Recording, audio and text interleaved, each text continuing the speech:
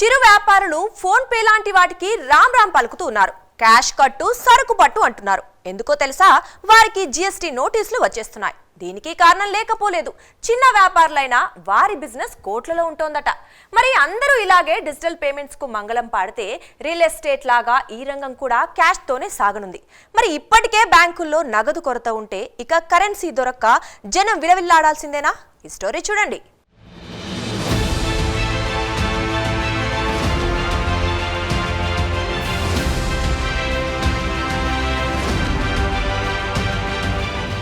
అంతా digitalisation. Bank ఖాతాలే కీలకం. ప్రతి రూపాయికి లెక్క చెప్పాల్సిందే. చిరు వ్యాపారులు అంటే ఎవరు? ట్రాన్సాక్షన్తో బెంబోలు ఎందుకు పడుతున్నారు? జీఎస్టీ అధికారులు తాకీదులు ఎందుకు ఇస్తున్నారు? వాస్తవ లెక్కేంటి? టెన్షన్స్ ఎందుకు వచ్చాయి? నో ఆన్లైన్, ఓన్లీ క్యాష్ అనే రిక్వెస్ట్ వెనుక మతలబేంటి? మళ్లీ ఏటీఎంలకు క్యూ కట్టాల్సిందేనా? వరుసలో వాల్యుబుల్ నోట్స్ తప్పవా? ఇదే కొన్ని రోజులుగా పబ్లిక్లో సాగుతోన్న చర్చ. జీఎస్టీ అధికారులు టీ దుకాణాలు, కూరగాయల వ్యాపారులకు నోటీసులు ఇచ్చిన నేపథ్యంలో మన దేశంలో ఏం జరుగుతుందనే చర్చ ఇప్పుడు సర్వత్రా సాగుతోంది.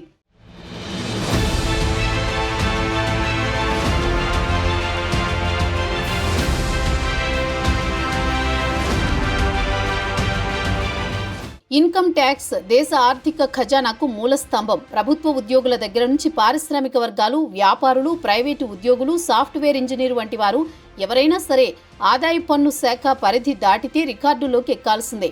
కళ్ళు మూసుకున్నాం, మా వద్దకు రారని భావిస్తే మాత్రం పెనాల్టీలు తప్పవు. మరీ మించితే బ్యాంకు ఖాతాలు సీజ్ అవుతాయి. అలా ఉంటుంది ఇన్కమ్ ట్యాక్స్ వారిని మోసం చేయాలని భావిస్తే. ఆదాయ పన్ను శాఖకు జీఎస్టీ విభాగానికి లింక్ ఉంది. గతంతో పోలిస్తే నేడు ఎంటైర్ ప్రపంచం డిజిటల్ రంగం వైపు అడుగులు వేస్తోంది. అంటే ఆల్ ట్రాన్సాక్షన్స్ ఆర్ ట్రాన్స్పరెంట్ అని అర్థం. కేంద్ర రాష్ట్ర ప్రభుత్వాల ద్వారా సంక్షేమాన్ని అందుకునే వారి నుంచి చిరు వ్యాపారుల వరకు ఒకటే రూల్. కేవలం లావాదేవీల్లో మాత్రమే హెచ్చుతగ్గులుంటాయి. అవి దాటితే మాత్రం ఇన్కమ్ ట్యాక్స్తో పాటు జీఎస్టీ అధికారులకు లెక్క చెప్పాలి.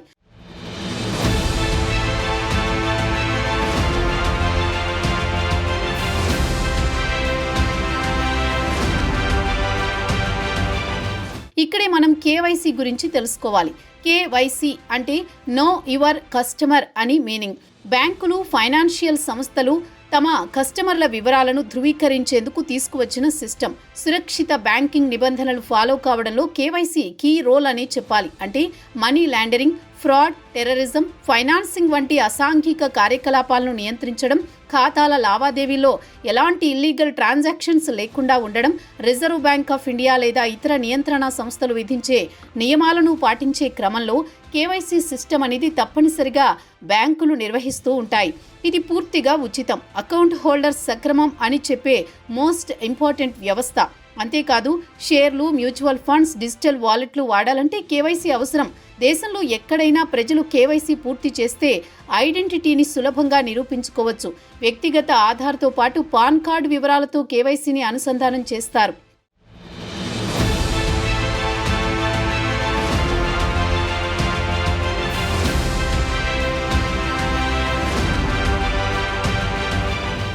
ఇంతవరకు బాగానే ఉంది. ఇక్కడే అసలు చిక్కొచ్చి పడింది. సంక్షేమ పథకాలు అందుకున్న వారిలో అధికంగా ఆర్థికంగా వెనుకబడిన వారే ఉంటారు. అయితే వారికి కూడా బ్యాంకు ఖాతాలు ఉంటాయి. కుటుంబాన్ని పోషించేందుకు రోజువారీ వ్యాపారాల వైపు మొగ్గు చూపుతూ ఉంటారు. అంటే చిన్నపాటి టీ దుకాణాలు, పండ్లు, కాయగూరలు, ఆటో డ్రైవర్లు, వడ్డీ కొట్లతో జీవనం సాగిస్తూ ఉంటారు. ప్రెజెంట్ పబ్లిక్ జేబుల్లో డబ్బులు పెట్టుకునే రోజులు మారిపోయాయి. సెల్ ఫోన్లు లేని వ్యక్తి అంటూ లేకుండా పోయారు. స్మార్ట్ ఫోన్లు అందుబాటులోకి రావడంతో అందరూ డిజిటల్ లావాదేవీలకు అలవాటు పడిపోయారు. మరీ ముఖ్యంగా బ్యాంకు ఖాతాలకు సెల్ నెంబర్లు లింక్ కావడంతో బ్యాంకు లావాదేవీలు మరీ సులభంగా మారిపోయాయి. దీంతో భిక్షగాడికి డబ్బులు వేయాలన్నా యూపీఐ స్కాన్ ద్వారా ఇతరులకు డబ్బులు బదిలీ చేస్తున్నారు. ఇదే ఇప్పుడు చిరు వ్యాపారులకు కొంపముంచేలా చేసింది.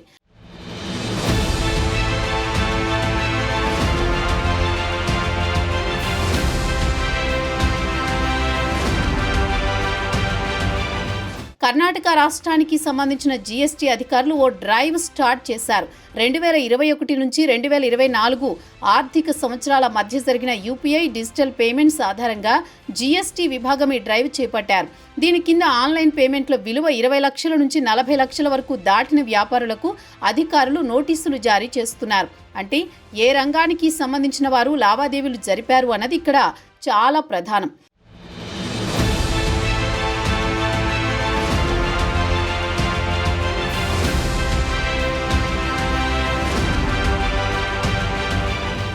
వాస్తవానికి ఇక్కడ మనం జీఎస్టీ గురించి కూడా కొంత అవగాహన ఉండాలి. జీఎస్టీలో స్లాబులు ఉన్నాయి.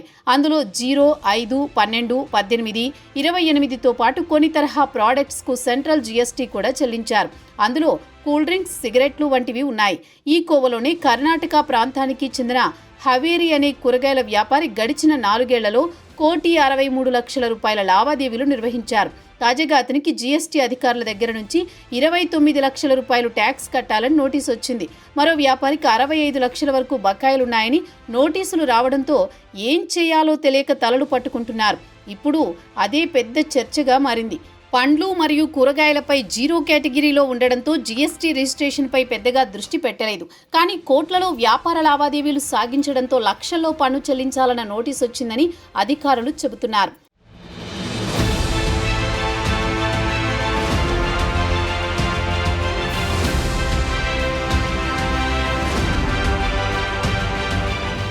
వాస్తవానికి 0 స్లాబు ఉన్నవారు సైతం నెలవారీ లెక్కల్ని జీఎస్టీ అధికారులకు తెలపాలి. అయితే వారికి ట్యాక్స్ మినహాయింపు ఉంటుంది. ఇక్కడే ఓ మతలబు ఉంది. జీఎస్టీ విభాగానికి లెక్క చూపిస్తే అందుకు తగ్గట్టుగా ఇన్కమ్ ట్యాక్స్ డిపార్ట్మెంట్ కూడా లెక్కలు చెప్పాల్సే ఉంటుంది. ఈ నేపథ్యంలో చాలా మంది వర్తకులు బ్యాంకు లావాదేవీలు చేసినా వాటిని వ్యక్తిగత లెక్కలుగా మార్చేస్తూ ఉంటారు. కానీ అధికారుల ఎంక్వైరీ తగిన రుజువులు చూపకపోతే పెనాల్టీలు తప్పవని తెలుసుకోకపోవడమే నోటీసులకు కారణమైంది.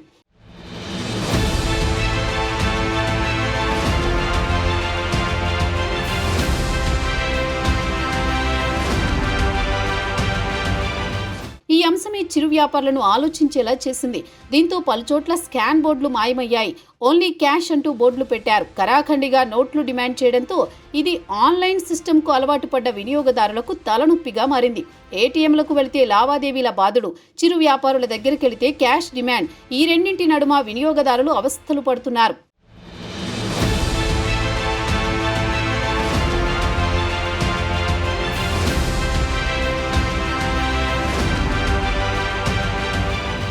వ్యవహారం కాస్త తీవ్రం కావడంతో ఏకంగా కర్ణాటక సీఎం సిద్ధరామయ్య చిరు వ్యాపారులతో చర్చించేంతగా దారి తీస్తున్నాయి.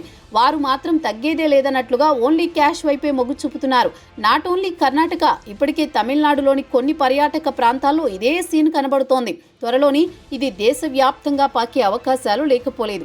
వాస్తవానికి జీఎస్టీ కావచ్చు, ఇన్కమ్ ట్యాక్స్ డిపార్ట్మెంట్ కావచ్చు, బ్యాంకు ఖాతాల్లో ఆర్థిక సంవత్సరానికి సంబంధించి 10 లక్షలకు మించి నగదు జమ చేసినా, 20 లక్షలకు మించి ఆన్లైన్ లావాదేవీలు జరిపినా ఖచ్చితంగా లెక్కలు చూపాలి. అవి పాటించని వారికి ఇప్పుడు జీఎస్టీ నుంచి తాకీదులు వచ్చాయి. త్వరలోని ఆదాయ పన్ను శాఖ నుంచి నోటీసులు వస్తాయి.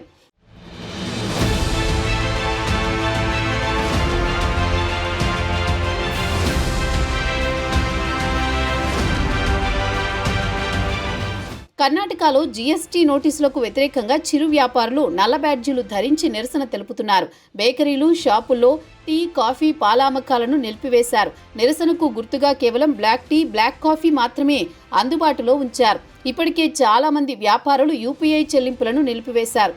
కేవలం క్యాష్ ట్రాన్సాక్షన్స్ మాత్రమే చేస్తున్నారు. జీఎస్టీ అధికారులు తమను లక్ష్యంగా చేసుకుని నోటీసులు పంపిస్తున్నారంటూ వారు ఆందోళన చేపడుతున్నారు. జీఎస్టీ విభాగం నోటీసులను వెనక్కి తీసుకోకపోతే తమ ఆందోళనలను మరింత ఉధృతం చేస్తామని వ్యాపారులు హెచ్చరించారు.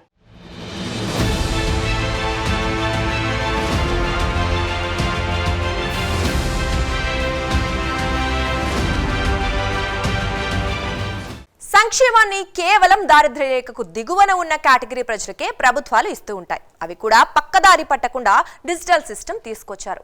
దీంతో రోజువారీ సంపాదన కూడా ఆ జాబితాలో చేరిపోతుంది. అంటే ఆర్థికంగా స్థితిమంతులు అని చెప్పేలా బ్యాంక్ ట్రాన్సాక్షన్స్ రుజువు చేస్తూ ఉండడంతో సామాన్యులు వామ్మో అని బెంబేలెత్తుతున్నారు. అందుకనే ఓన్లీ క్యాష్తో లావాదేవీలు సాగించేందుకు రెడీ అయ్యారు. చూద్దాం నెక్స్ట్ ఏం జరుగుతుందో.